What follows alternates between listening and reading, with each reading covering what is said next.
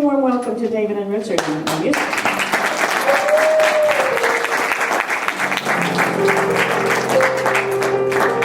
Well, thank you very much for that warm welcome. And I warmly welcome you back. So, you know, Donna, you did this wonderful affirmation thing that we repeated. And that's kind of how I'm going to start with this song. So just bear with me, okay? More affirmations for your soul. It's good for you. It's the words. The words to this go like this. We are one. There is no separation. We are one. There is no separation. Like the sun with rising expectation. Like the sun with rising expectations. Compassion for all we see. Compassion for all we see. The light shines in you and me. The light shines in you and me. And further than that, compassion in all we do. Compassion in all we do. The light shines in me and you. The light shines in me and you. Now you're just so affirmed you don't even know what to do with yourself, huh? Anyway, it goes something like this.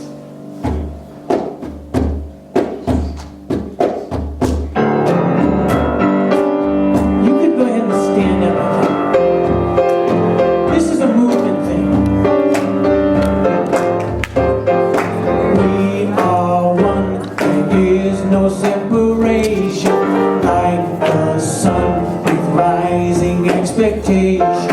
We are one, there is no separation.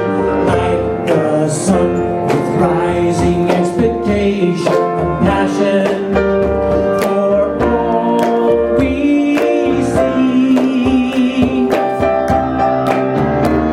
The light shines in you and me.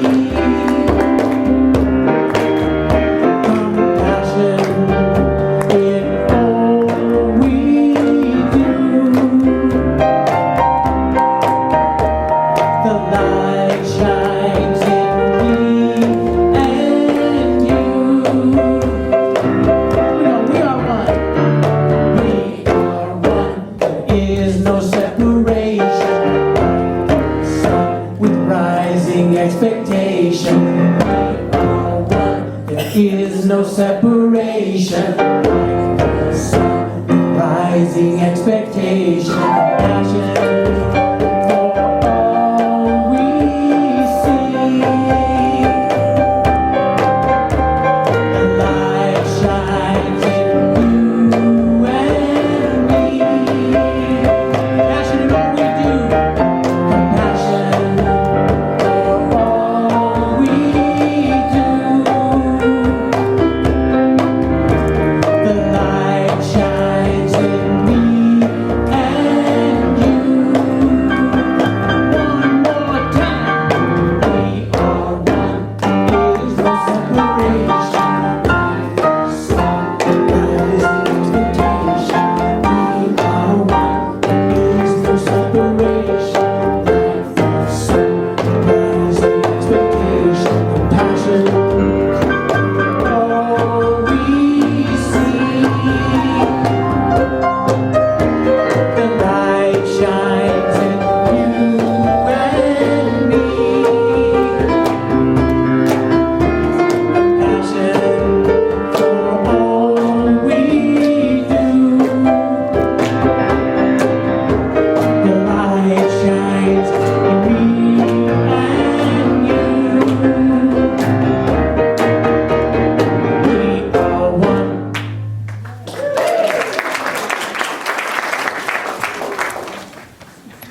That is a great song, David. I hope we can learn it. You know, we've got to sing it some more times because that is a great song. Do you like it though? Wasn't it good? You got a good feeling to it, wasn't it? Yeah. And this, what I'm about to say to you, is sort of a theme poem that we have used here many times, but it's so apropos for this moment. Out beyond ideas of wrongdoing and right doing. You want to say it with me? Out beyond ideas of wrongdoing and right doing, there is a field. I will meet you there. When the soul lies down in the grass, when the soul lies down in the grass. The world is too full to talk about. The world is too full to talk about. Language, ideas, even the phrase each other. Even the phrase each other doesn't make sense anymore. Out beyond ideas of wrongdoing and right. There is a field. I will meet you. Today we're just coming out of two major events in our nation. The elections and the superstorm. These two events are the impetus for me to talk with you today about non-duality as a spiritual path. Our nation has people of diverse opinions, as we could see when you watched the elections on TV. And it showed the red states and the blue states very vividly. We could see duality exists. And then the storm. It sure did make itself known. And in its wake, thousands of people's homes were destroyed and property, and people's lives were put into upheaval. It even brought death, especially in places like Haiti. So no denial is possible that difficult things happen and that climate change is upon us. So it's a time of facing into our fears, and in our spiritual path of new thought, of unity consciousness, we have a particular way of looking at things that's helpful for these times. In fact, at the Unity Convention this last year, they kept saying, unity consciousness is something whose time has come now. We affirm the existence of God as one power in the universe, and that one power is good, and that one power is loving. And we affirm our alignment. We step into alignment with all of this goodness and power of the Creator of the universe. And then the second part of the unity prayer is that we deny the appearances of things that they have, not that they happen, but that they have any power to threaten us and to take away our oneness. That they have any power to cause separation. That's big. And that's what we are doing all the time when we pray our unity prayers. It's a non-dualistic spiritual practice, and that's what I'd love to go deeper with you about today. Before we go into some readings that I've asked several people to do, I want to bless the children, if there are any kids here. Kids, hi. Hi, sweetie. Thank you for being here. Esther, we're so thankful to have her taking over as the teacher. And we're thankful that... Thanks to my grandma. Yeah, thanks to your grandma. We're thankful that we've got energy that flows back and forth between the older ones and the younger ones. And it's time that we try to invoke in this community the presence of more younger ones here with us. So everywhere I go, I talk to people about unity and coming, and I hope you do too. And yesterday I was at the fair at the Oasis, the health fair. Did you go to it? Sometimes your grandma participates in that and offers her healing practices. But I was there, and quite a few people had kids, and I was talking to them about coming to unity, and they said that at this time on the planet, they felt it was important that their kids get educated in a certain kind of spirituality. So I want you to vision with me that there will be a new flood of young people, of children coming here, because I think we have a kind of spirituality that gives them a lot of hope and that can train them in the right ways of thinking and perceiving. So as we bless Ariel, let's envision that she is surrounded by a lot more kids very soon. She's our faithful one, holding the line here. So we say to you, sweetie, we love you, we appreciate you, and we behold the Christ light shining in you. Thanks for being with us, and have fun in your Sunday school.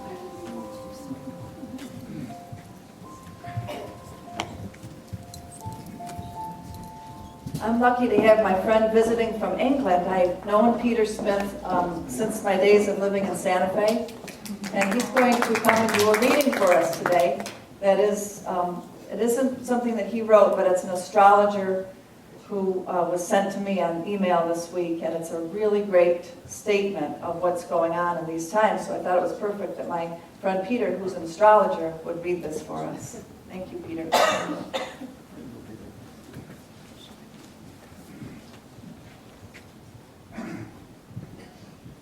Morning, everybody. Good morning. I hope you don't have trouble with my English accent. There are many lines of destiny coming into. There are many lines of destiny coming into alignment, converging, collapsing, and convoluting through the month of November. As we make our way towards one endpoint, which is the 21st of December, the famous Mayan endpoint, we will, each of us, need to face that which has held us back from full expression, full creative participation, and full union with the other and the world. When we look at the astrology of this month, it is riddled with the presence of law and order. Not a law and order of human making, but a law and order beyond our understanding. These laws and orders must be unmasked, revealed, seen and followed before we may proceed as individuals and as a collective to the full realization of our potential. There are orders for love, just as there are orders by which the body, the food chain, the seasons and the solar system function. There are laws regulating the release of unconscious material into the conscious awareness of the individual. Only at certain evolutionary stages are greater and greater powers of consciousness revealed as the individual passes through one initiation after another. The sooner we are able to realize and follow these orders of life, the sooner we will master it. Life will give each of us our due according to our merit, our pure intention, and our determination to conquer ourselves first. The manner in which life will be working this month will be by showing us our deepest fears. These will vary, of course, from person to person. Some will fear financial loss, some the loss of relationship, some their own loss of control or desire. Others may fear responsibility, commitment, or intimacy and vulnerability. The list is as long as the number of us on the planet, for we each have our own past and our own path. But as sure as the sun will rise tomorrow, life will bring us face to face with our fears, for our evolution calls for this. Only through seeing and feeling our fears will we come to know that they are not us, they are our teachers, and that through them we will come to know ourselves, our worth, and our spiritual path. What will be common to all will be that we will need to confront our fear, particularly the fear of powerlessness in the face of what we cannot control. If we understand that this time period in the developmental history of mankind is focused upon us coming into our own individual power, we see why this is part of the story. As things fall apart, as dreams are not realized, or as our greatest efforts lead to no results, we are thrown back again upon ourselves. This results in deep self-reflection, out of which comes greater self-realization, leading to either a new approach to the issue or a letting go and moving in a new direction. So this is a month for making the kind of choices that change your whole life. By changing your whole life, you tap into your infinite creative self, step into your power, and actually feel the greatness of who you are.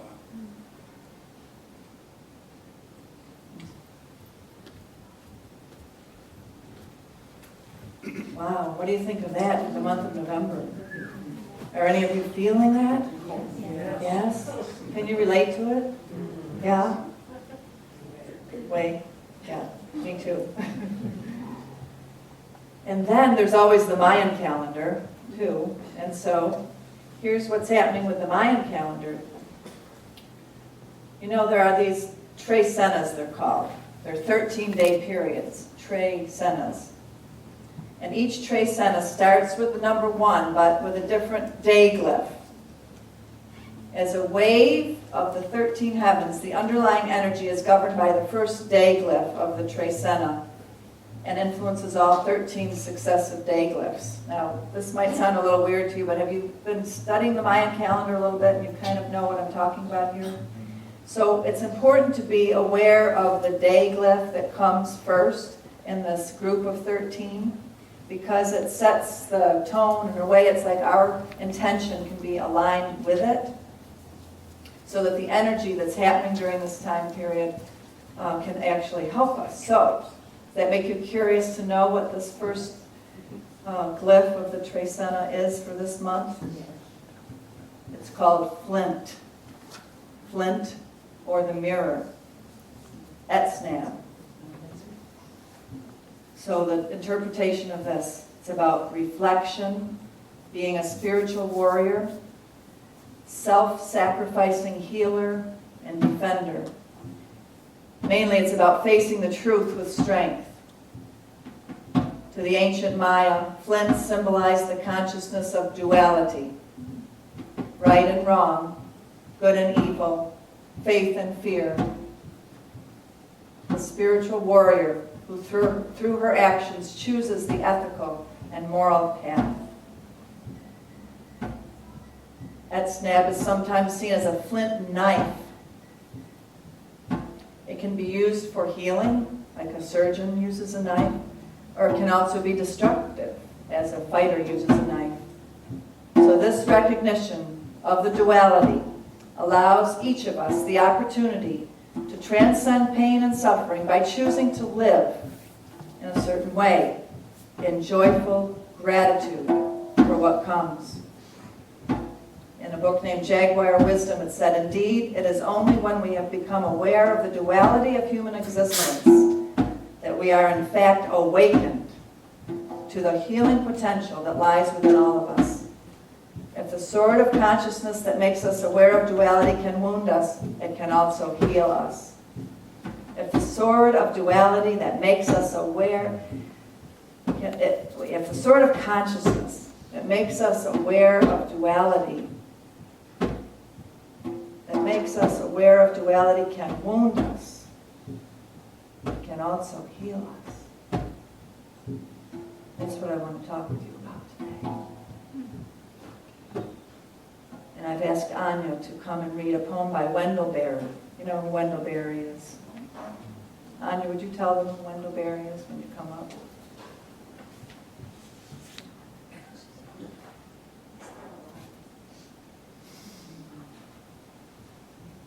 Wendell Berry has been called one of the poet laureates of this country. And he has a very deep understanding of the larger cycles of life.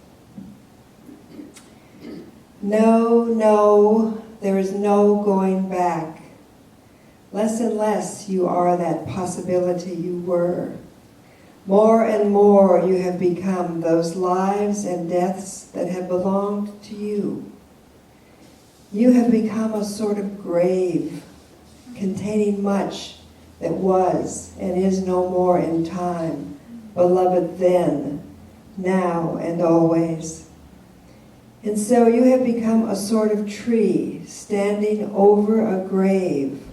Now more than ever you can be generous toward each day that comes, young, to disappear forever, and yet remain unaging in the mind. Every day you have less reason not to give yourself away.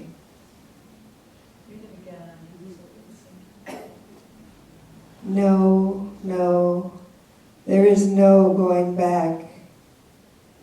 Less and less you are that possibility you were. More and more you have become those lives and deaths that have belonged to you. You have become a sort of grave containing much that was and is no more in time, beloved then, now, and always. And so you have become a sort of tree standing over a grave. Now more than ever, you can be generous toward each day that comes, young, to disappear forever, and yet remain unaging in the mind. Every day you have less reason not to give yourself away. There is no going back.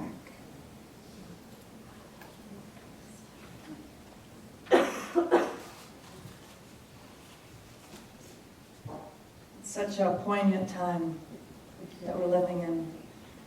A time when we're following something that's deep inside of us, a deep intuition.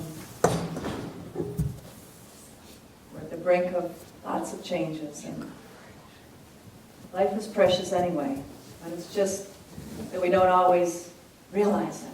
We don't always take that into account. And Anya, if you don't mind me saying, I was over at your house yesterday with you and Paul is getting sicker, and usually he's sitting here with Anya. So we just want to send him our prayers and our support, and Anya too. Because in moments like this, it really makes you realize that life is precious. And we're following after something that we know deep within us, that we are more than our bodies. There's something that tells us that we are eternal. And that's what we're following after. And David has a wonderful song that he's written that helps us to be with this idea of what do we follow? What do we follow?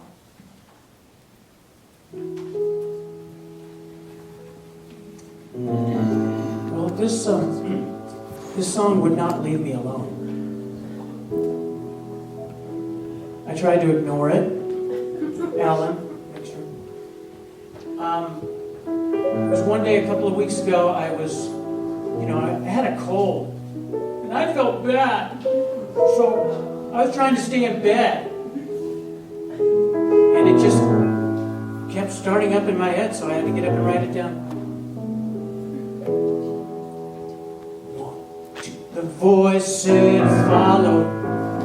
I heard it in my head. Yes, follow, for you are surely led. I said, follow. Did you hear what I said? It said, follow, for you are surely led.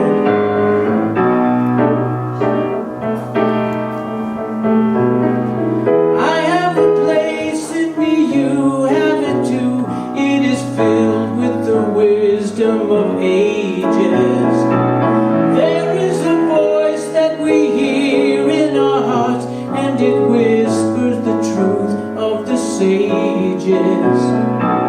Follow, I heard it in my head. It said, follow, for you are surely led. Yes, follow. Did you hear what I said? It said, follow, for you are surely led. We can become lighter and lighter. We can pull from the soundless sound.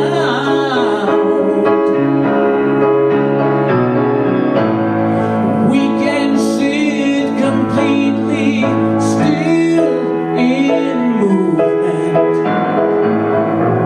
Open all ourselves wide as we can.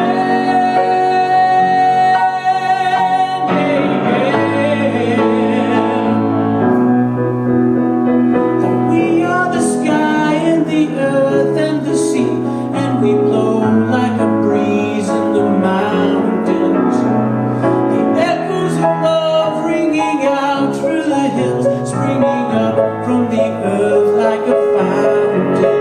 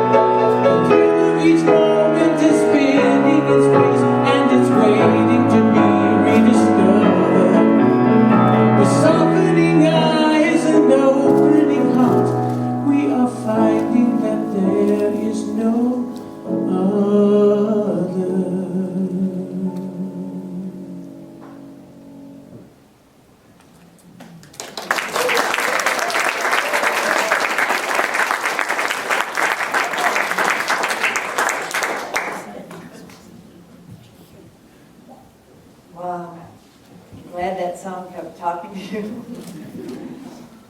Speaks so beautifully to non-duality.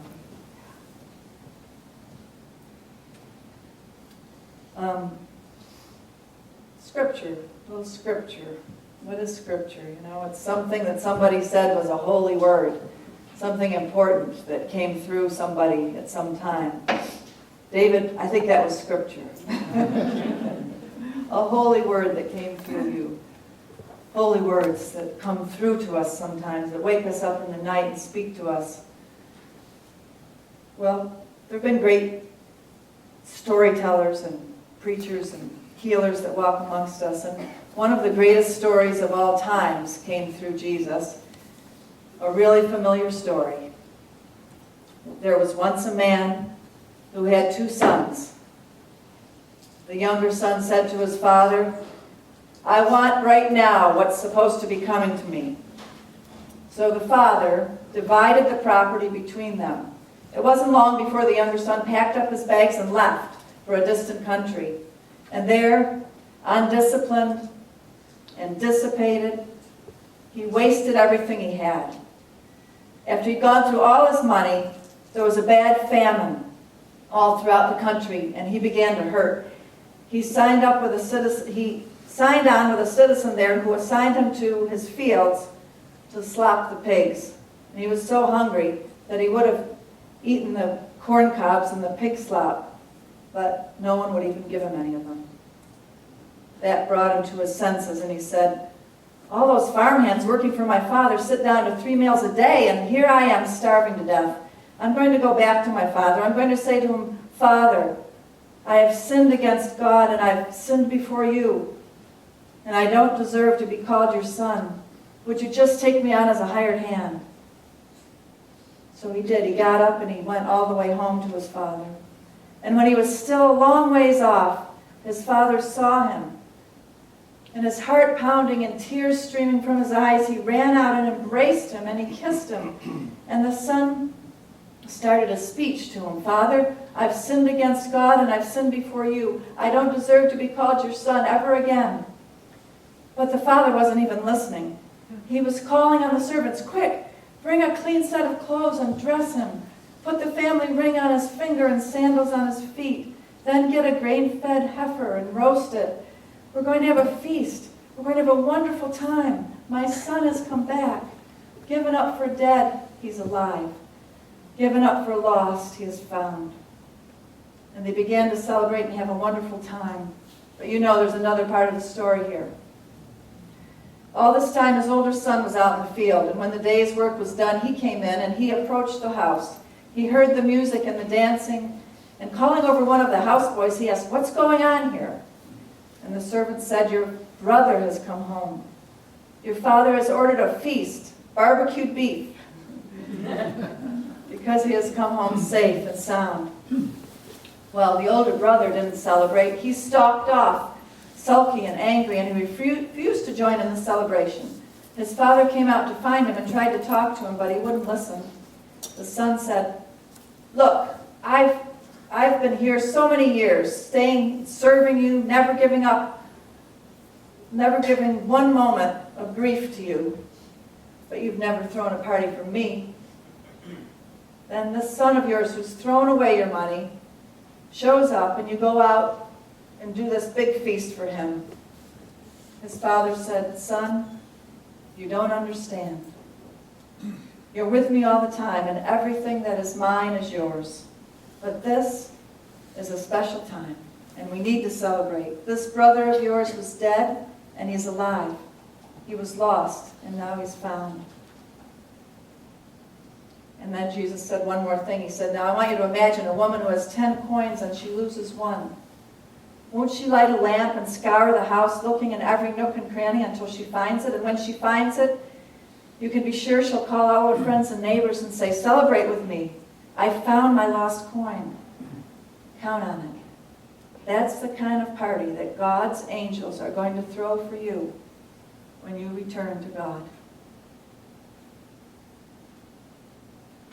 And then, just to follow up with this,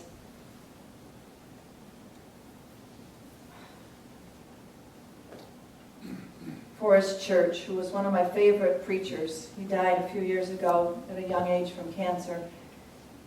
And he said, "The United States of America is perhaps the most ambitious, open, vital experiment in government that has ever been fashioned. Our responsibilities are equal to the promise of our dream. I have great faith in our system of government. I love this country and its people. I hope that our future will fulfill the promise of our founders' dreams. Yet I have my doubts, and I have my fears, as all of us do. But our faith must be strong now. We who already have so much must somehow muster the capacity to rise to historic occasions such as this one. A lot is asked of us, because our founders and early leaders asked a lot of us in making this a democracy. As Abraham Lincoln once said, the question is not whether God is on our side in this American experiment, but whether we are on the side of God."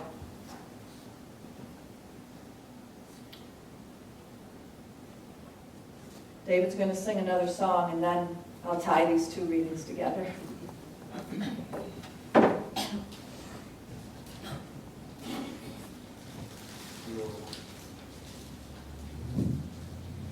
I just asked Richard to change the key at the last minute, but he's not going to do it, so.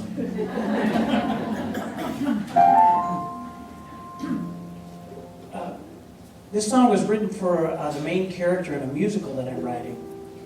It's where he finally learns something about self-nurturing, about how to make himself feel better. 1, 2, 3. I breathe in, I breathe out, I breathe in, I breathe out, I breathe in and notice every breath I take. I breathe out, grateful and secure. In my mind, I can see the mirror in the lake, and in peace, serenity is sure.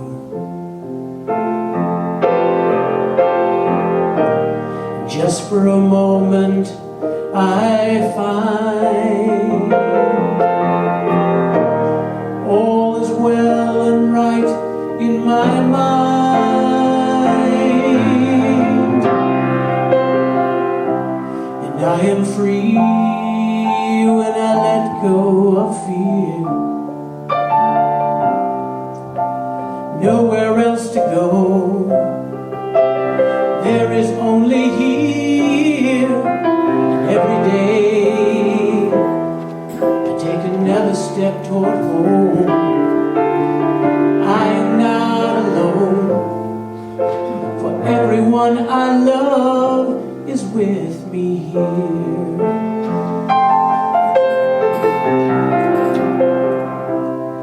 Let this life be a journey of discovery.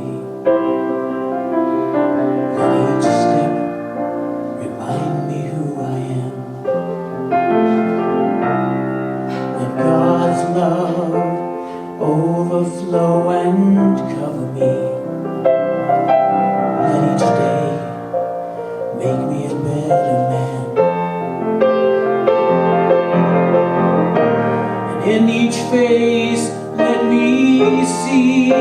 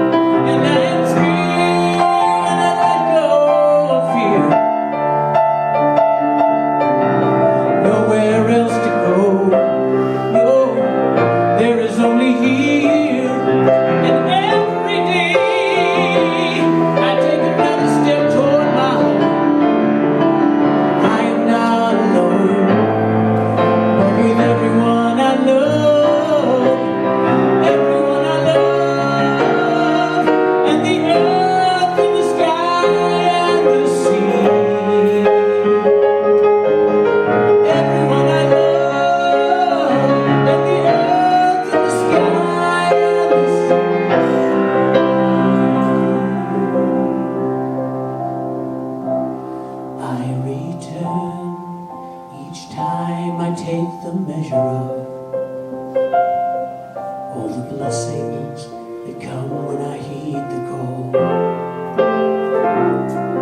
to the place where all I want to do is love, and the good for one is the same as the good for all.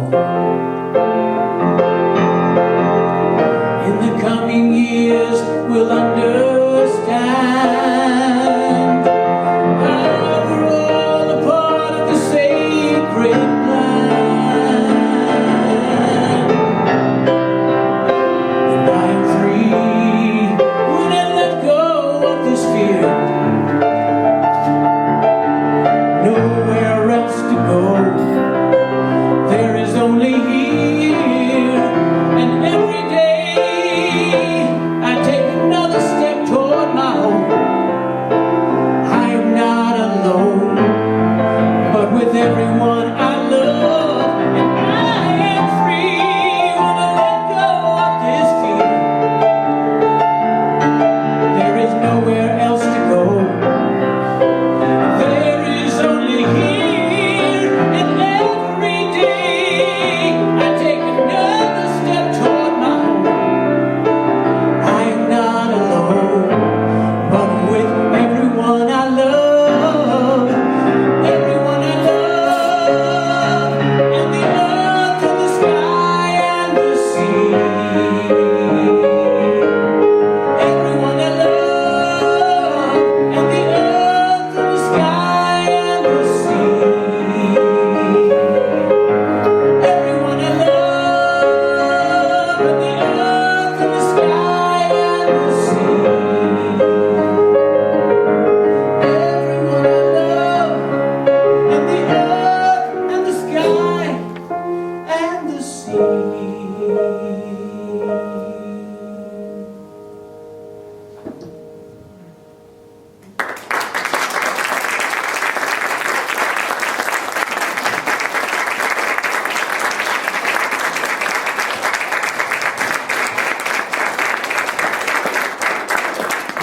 Great song, David.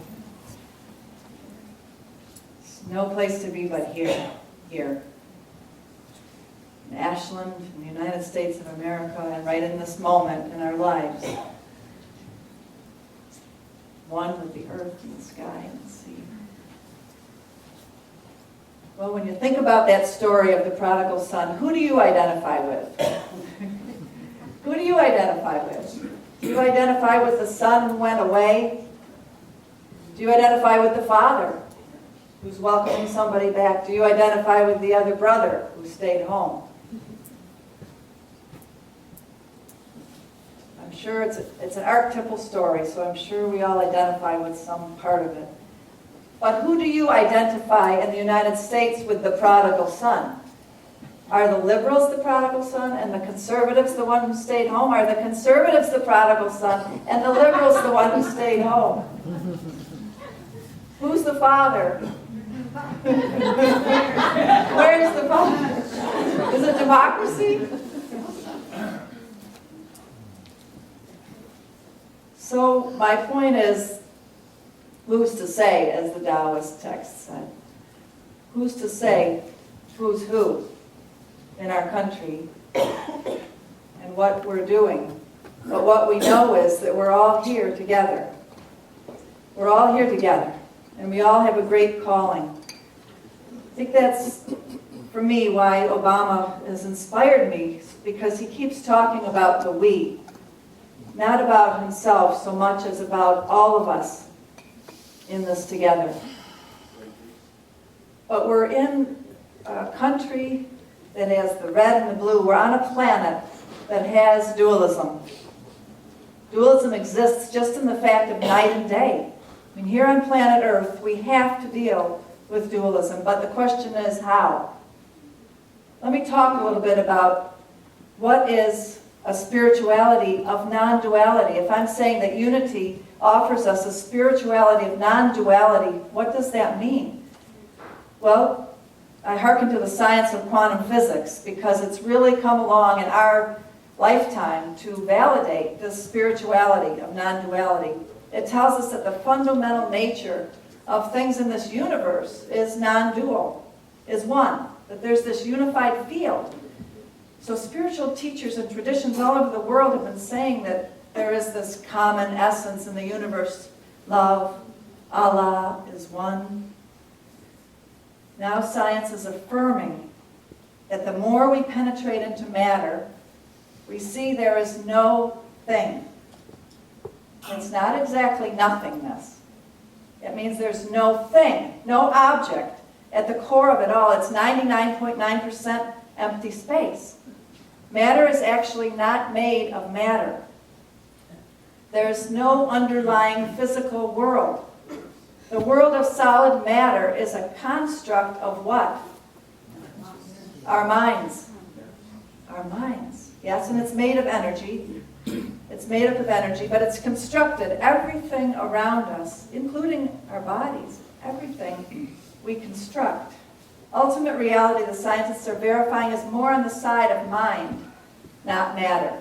What that means is ultimate reality is more like spirit than it is like matter. Scientists are saying this. No thingness, though, is not a vacuum. There's something that makes up this unified field. As we talked about some weeks ago, scientists have admitted to the God particle.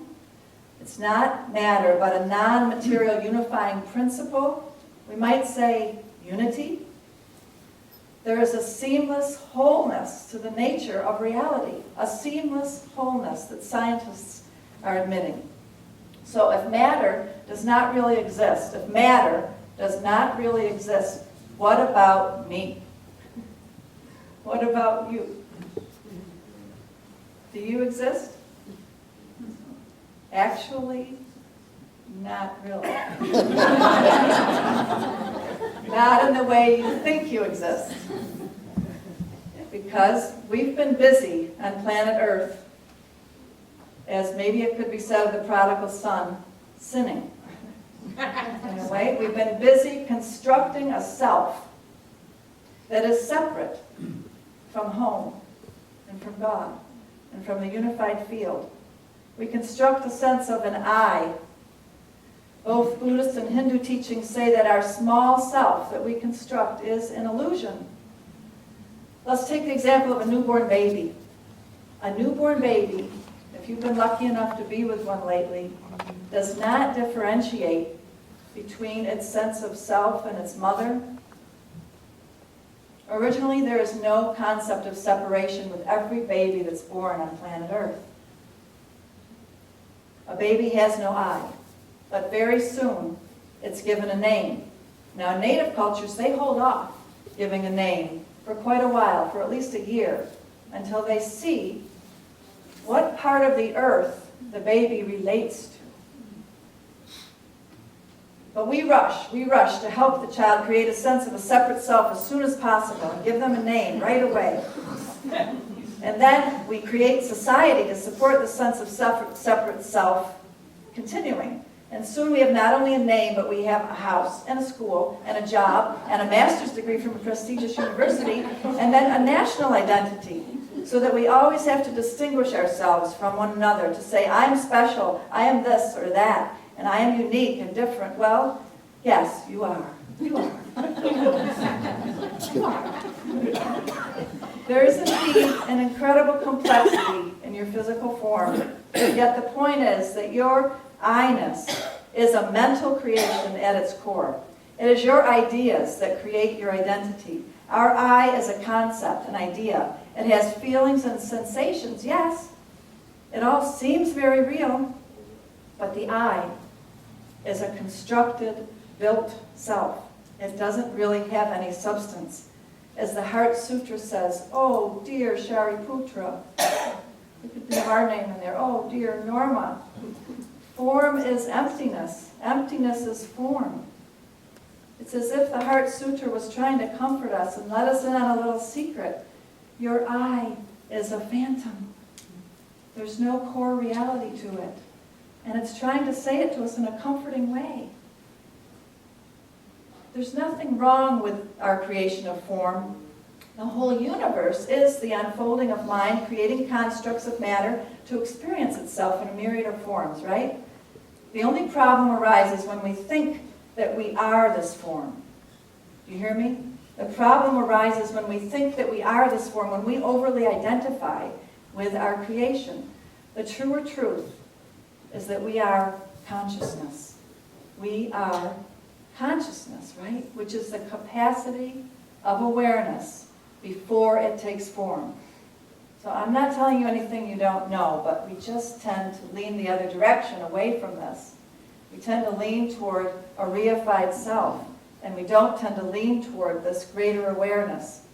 But if you practice Zen at all, they're always trying to get you to lean in that direction. And they ask you koans like, can you remember your face before you were born? Can you imagine behind the form that you've constructed here, all the way to that awareness of you before you were in this form, in this location, in this personhood? Consciousness is the capacity of awareness before it takes form. All that we accumulate in this life, a nice house, a job, or education, or money, all this goes out when the body goes out, right? When we are so ensconced in our lives that it seems impossible that this I-ness could end, we need to be shaken up. Maybe that's what the shift is all about.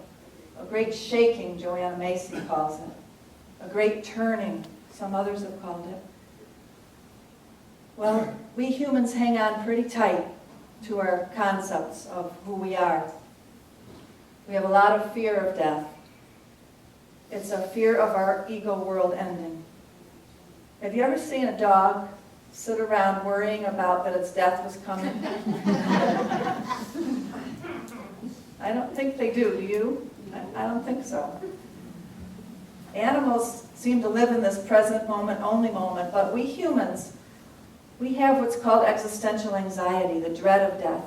And I just wanted to say this about it. It's ironic because we fear death because we know that something's not right with all of this focus on the material world.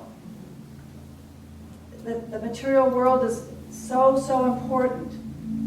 That's what makes us start to fear that something is amiss, something's wrong, because there's too much focus on the material world. We talk about consumerism and all the focus on getting things, and then our mind chatter that just won't stop preoccupying ourselves with all of the preferences for this or that and what we need to get, and she's good, he's bad, and all these judgments.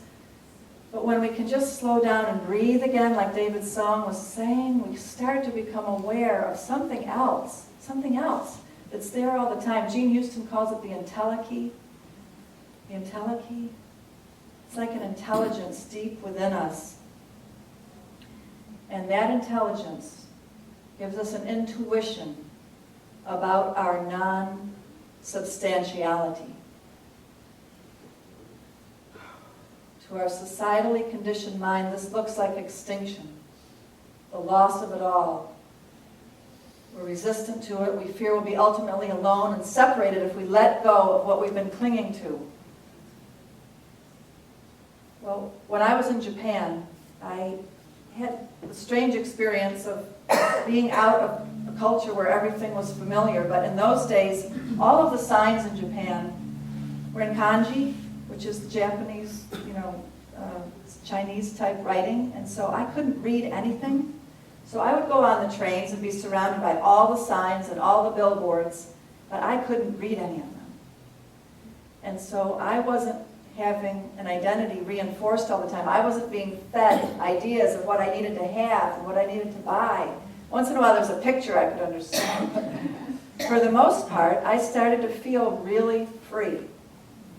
Really freed up from what starts to happen when the culture starts to help us to construct an identity.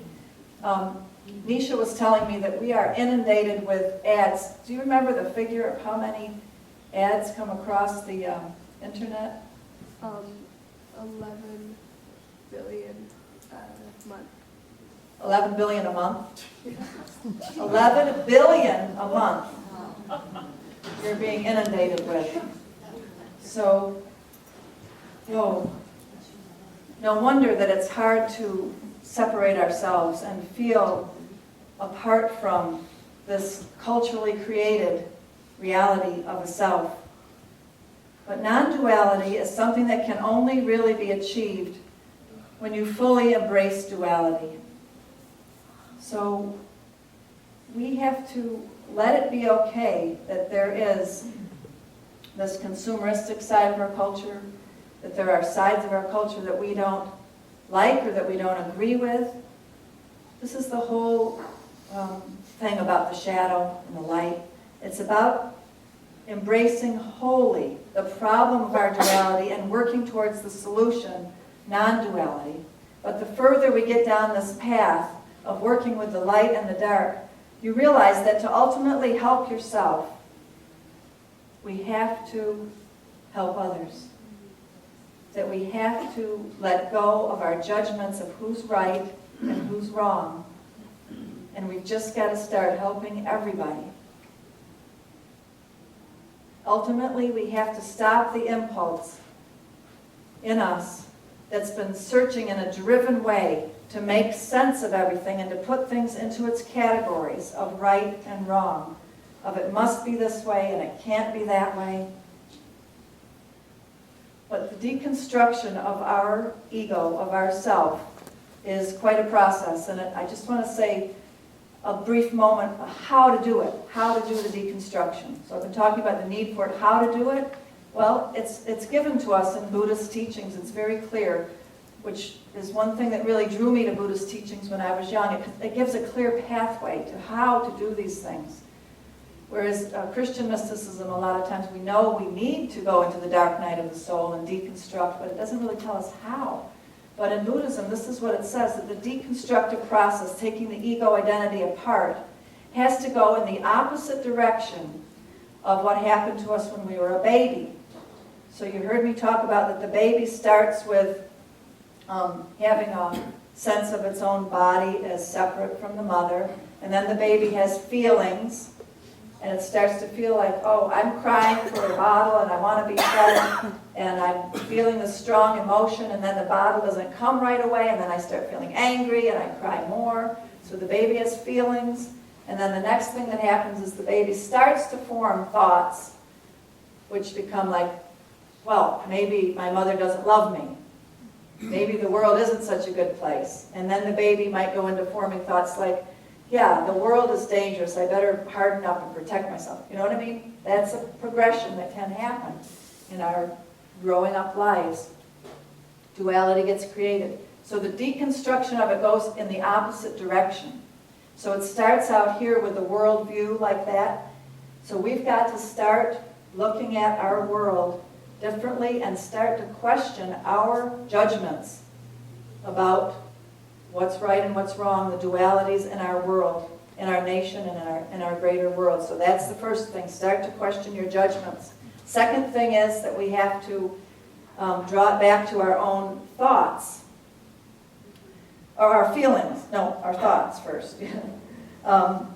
The worldview and then the thoughts, so that we get to the point where we're starting to witness our own thoughts and see how we are creating all the time. All the time, we're creating our reactions and our judgments that then create our reality, right? And then the next thing is that we've got to realize that our feelings are just feelings. They're not all of who we are, no matter how dramatic they feel. We're not limited by our feelings. At any moment, we can still feel them, sad, angry, joyful, but it's not who you are. And then the third thing, finally we get down to the body level. And we're challenged to let go of control. Sometimes we don't have to deal with this loss of control until we're dying. But at some point, we all have to face that we don't have ultimate control over our bodies. This is a more difficult level. We have our bodily instincts that make us fight for survival and defend our territory. And we believe in our personal doership, our independent choices, that we have got to do this in order to survive. We're so identified with that as a nation, that we have got to do this to survive. We've got to defend ourselves. But we need to start examining it in our daily lives. How are we clinging on to what we need, what we have to have? when we surrender, like it's talked about in AA meetings, we surrender to a consciousness that is greater than our ego mind. When we step out of the way of our own inner choosing of this or that, give me this, I must have that, and allow the inner wisdom to guide us, thy will be done, we come to the point of stopping, like the prodigal son did, stopping and realizing, wait a minute, where am I? Where have I gotten myself? And then we allow the entelechy to come in, this deeper knowing, and say, wait a minute, isn't the universe good? Doesn't my Father love me? Or my mother, creator of the universe? Can't I go back home? That's where we've got to go, back home to that field. Out there beyond right doing and wrong doing, there is a field. And it's home base. And it's where we're headed through this great shake-up and this great change. A deconstruction is happening, a big deconstruction of the stories that we've told ourselves about who we are. We're on this precipice now, at this juncture in human history that the Mayan calendar is telling us, astrologers are telling us. We're coming to the end of a certain way of being. Who knows which one you've been? You know, the out with the pig slop or the one at home doing all the work? Who knows? But we're coming to an end of whatever that identity form has been. Because we're beginning to see that we are bigger selves. We're getting freed up from these smaller conceptions of ourselves. The essence of who we are is starting to come through. This last thing here, the essence world is captured by the Aborigines when they talk about feeling that the earth is a place of power and presence. You hear what I'm saying? The Aboriginal peoples say that the earth is a place of power and presence right here, right now, here, like David's song was saying. We are in this place of power and presence, this union, this consciousness. So it's one of the oldest tribes of humans still on earth, the Aborigines of Australia. And they still have such a strong knowing of this presence that's permeating everything in ordinary reality, that they say that the dream time is what's real and that clock time is more subjective and made up. Aboriginal people feel this presence all the time, and I've been talking to you about the dream time because of this. Aboriginal people feel that the dream time is more real. They believe that there's a portion of every person that right now exists eternally, that was there before that we were born into these bodies and goes on after we leave these bodies, and that while we are here in these bodies, the most important thing is to be listened to and be moved by this divine presence that's here all the time, to be danced by it, they say. Well, we've got hopeful news for the Aborigines. We are listening, and we are awakening, and we are changing in our perceptions, aren't we? We are tuning in to our essence selves. Aborigines say that we have to remember that we are a totem, each one of us is a totem spirit of this earth. This is my ending point here, but we are not just star beings from Father Sky. We are born of this earth mother. The Aborigines say that when our earthly mother was pregnant with us, that in the 5th month, something happened. That our earth mother was walking past something on earth, a rock or a tree or a lake or a river. She was walking past something, and that earth energy reached out to us in the womb and imprinted us with that particular earth energy. That's why I loved your song so much, David.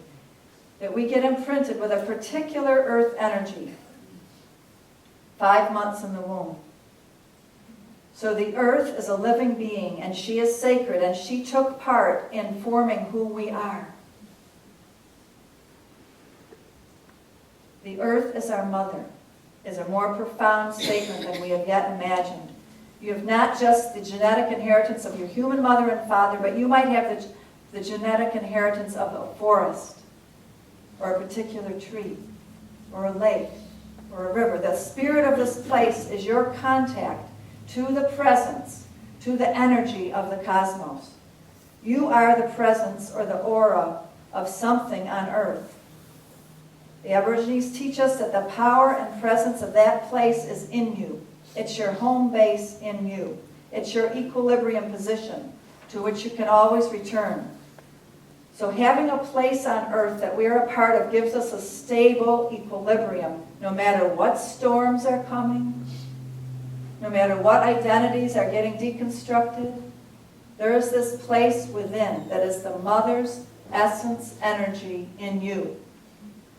Gives the example here of if you stood a pencil on its point and tried to stand it there, that's not very stable, is it? A little shove and it would topple over.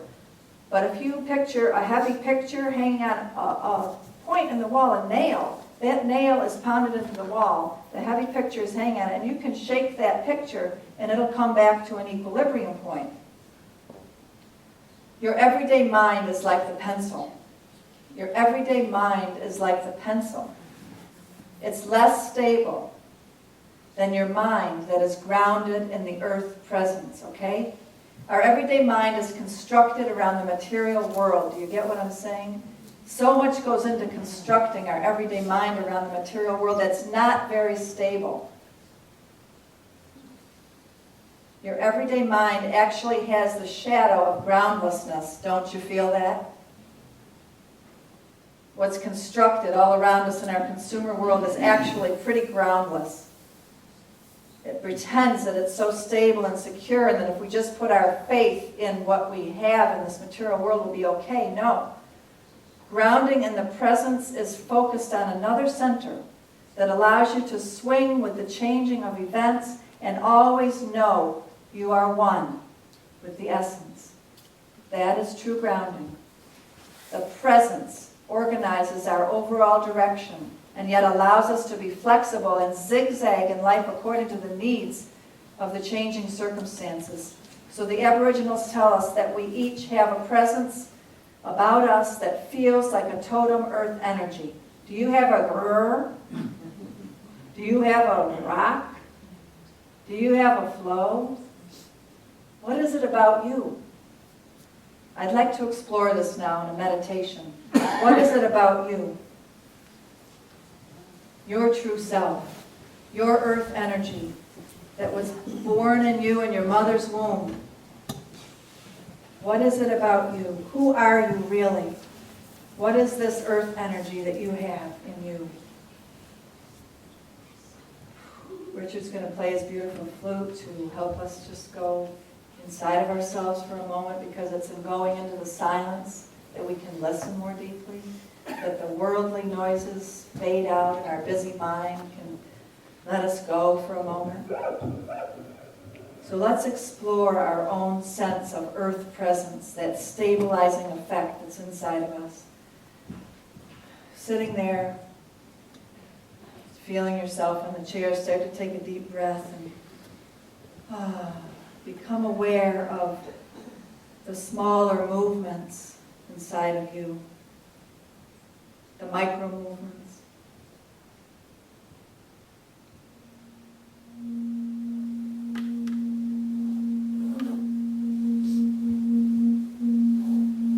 Feel deeply into yourself, this earth being that you are. And ask yourself, where is my body? Where in my body? Where in my body is this deepest, deepest part of myself? This earth essence. Breathe, keep breathing. Breathe softly and deeply. And go deeper in. And let the breath amplify your sense of yourself.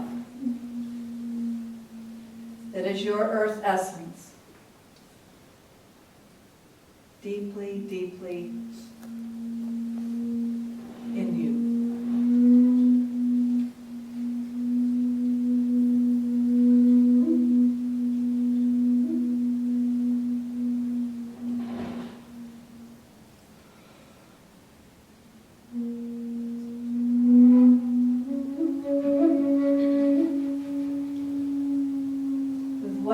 of spot on earth? What sort of place do you identify in your very nature? You might not have ever thought of this before, but you are like something on earth. You have the presence of creation in you. Let it speak to you now. Feel something in you and associate it with some experience with a spot on earth. Have you been standing in front of a mountain and thinking, I love that mountain? Or have you been on the water and you've just felt, oh, I'm one with this water. This is me. I'm one with this. Where is that spot on earth? There might be many, but right now I want you to choose just one. Just choose one option to relate to. And go to that spot in your imagination and look at it.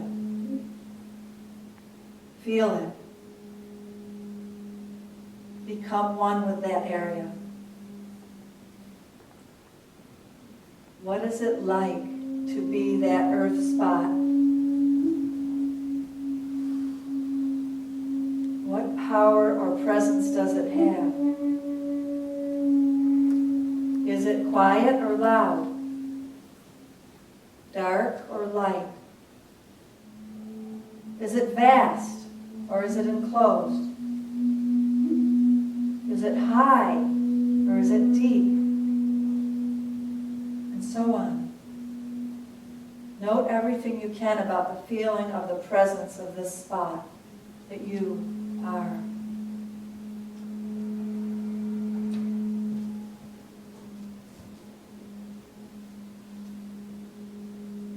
This is the presence of the divine within you. An experience of the totem spirit that is you. Enjoy this place.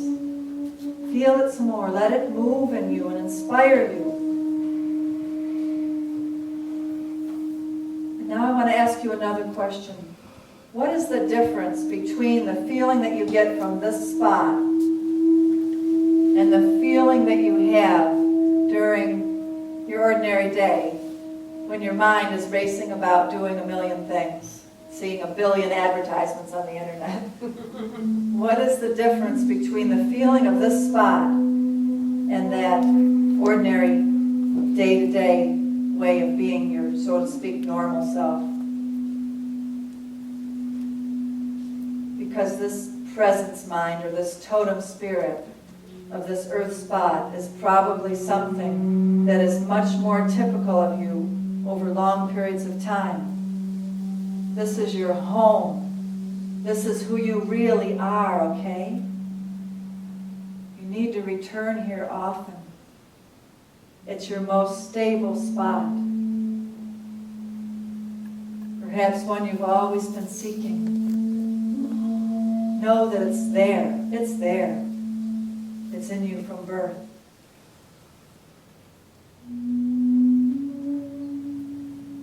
And now, consider how you usually identify yourself to others. Do you identify yourself as different from this spot? For example, maybe this spot is really big and really powerful. Like maybe it's a tidal wave, I don't know. But maybe how you identify yourself to other people around you is like a little flower. A really sweet little flower. So what I want you to do right now is bring the two of these together.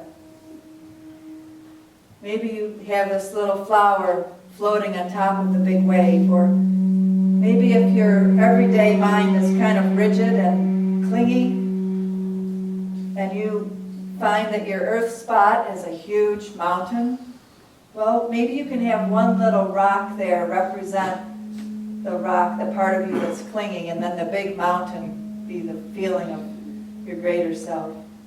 But appreciate the diversity of who you are, the dualistic essence of who you are too, because that's part of our process on planet Earth here.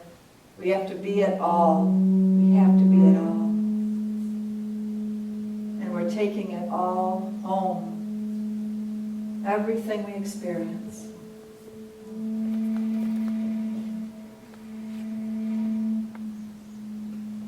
one more moment here to love your totem spirit self, to thank your totem spirit self, to feel it, to be it, to become it. And with great gratitude, we bring ourselves, our whole selves, our diverse, bigger consciousness selves back into this room. Thank you for going on that journey with me. And if you wouldn't mind, I'd love you to ground it by turning to somebody next to you and sharing for a moment about what you got in touch with as this totem spirit you, this earth energy essence self. So just find somebody right there and tell them what happened. If you have to move around a little bit, go sit next to somebody. So this final song is one of our favorites. I'm so glad to have Laura and David sing it, Richard play it. And I think it's just a beautiful and profound statement of our oneness. It celebrates it. It celebrates our diversity as male and female. It celebrates our oneness and divine essence. So sing it with all of your heart. It's a song that you know. It's two parts. The high voices will sing with Laura, and the low voices will sing with me. Not really a low voice, but... So low voices go like this. I am one with the heart of the mother. I am one with the heart of the love. I am one with the heart of the Father. I am one with God. So to clarify, it's Mother, Love, Father, God. Again. I am one with the heart of the Mother. I am one with the heart of the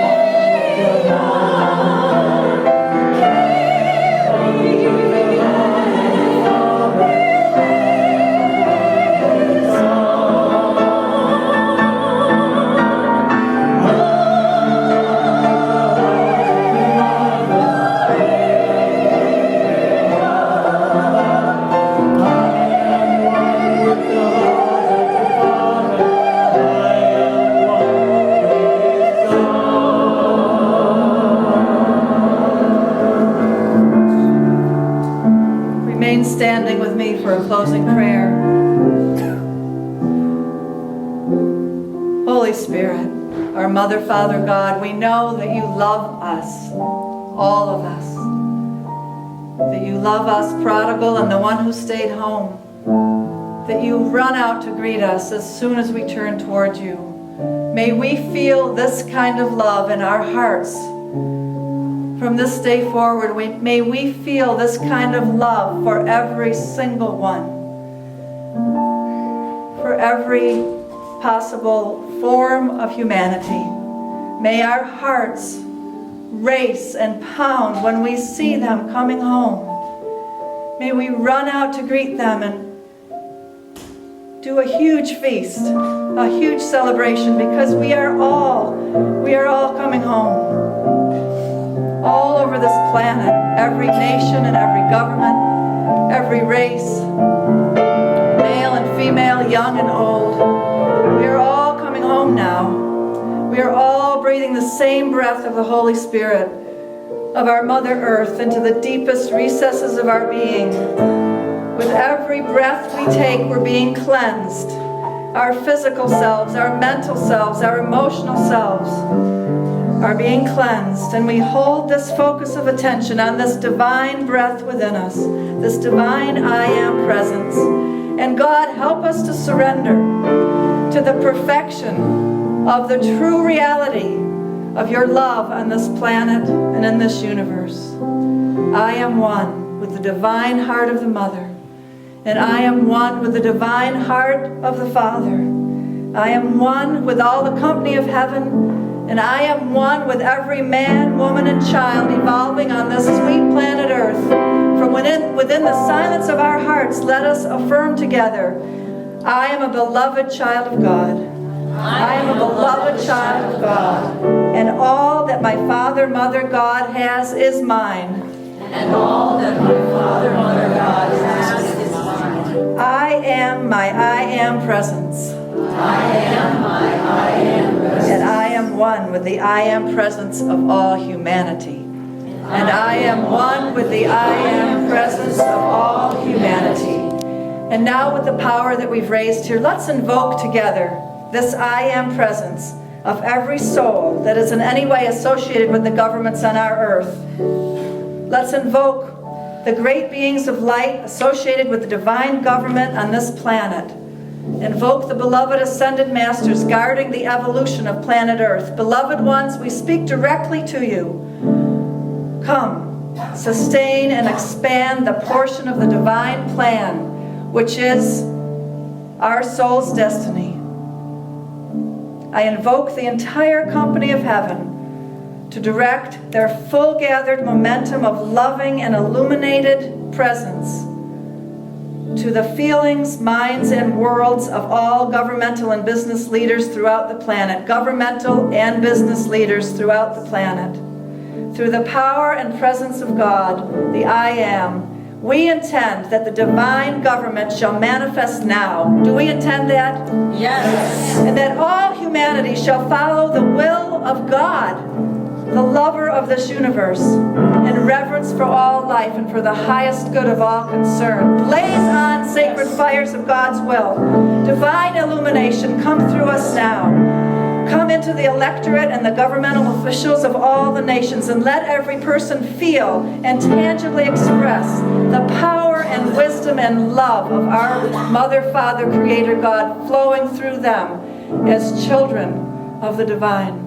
We seal this now, this prayer, this activity of light within each of our hearts, in our own essence, totem, spirit selves. Let yourself feel your totem earth energy.